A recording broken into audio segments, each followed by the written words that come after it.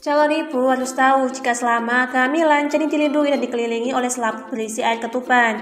Cairan ini diproduksi sekitar 12 hari setelah proses pembuahan atau setelah kantung ketuban terbentuk.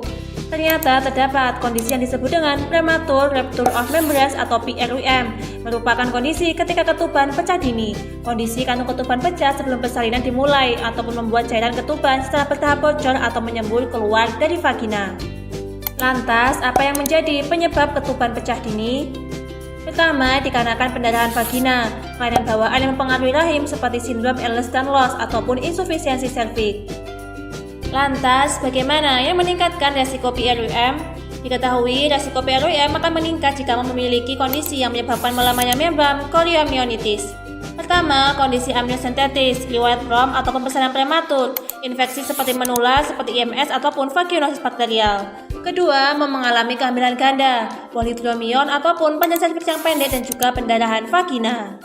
Untuk itu, mom harus paham jika ketuban pecah dini merupakan kondisi yang serius karena akan mengakibatkan beberapa komplikasi seperti berikut ini.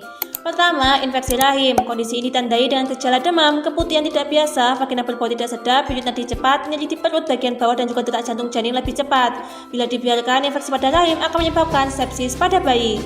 Kedua, retensi plasenta. Persalinan prematur akibat ketuban pecah dini meningkatkan resiko terjadinya retensi plasenta, yaitu sebagian atau semua plasenta yang tertinggal di dalam rahim. Ketiga, solusio plasenta. Ketuban pecah dini akan menyebabkan terjadinya solusio plasenta, yaitu terpisahnya sebagian atau seluruh plasenta dari dinding rahim sebelum terjadinya proses persalinan. Keempat, cedera otak. Ketika cairan ketuban hilang, tali pusat bisa terjepit di antara janin ataupun dinding rahim. Akibatnya janin bisa mengalami cedera otak ataupun bahkan kematian. Terakhir, kematian. Jika ketuban pecah dini sebelum kehamilan 23 minggu, paru-paru janin kemungkinan tidak berkembang dengan baik dan menyebabkan bayi tidak bisa bertahan hidup.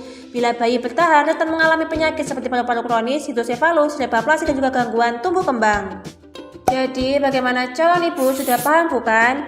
Diketahui gejala ketuban pecah dini seperti kebocoran ataupun semburan cairan encer dari vagina ataupun basah terus-menerus pada pakaian dalam. Air ketuban dapat dikenali dari ciri-cirinya yang berwarna bening ataupun kuning pucat, encer tidak lengket dan juga tidak berbau. Bila mom merasakan semburan cairan deras dari vagina, bisa jadi ini merupakan air ketuban. Segera pergi ke dokter untuk mendapatkan penanganan yang tepat.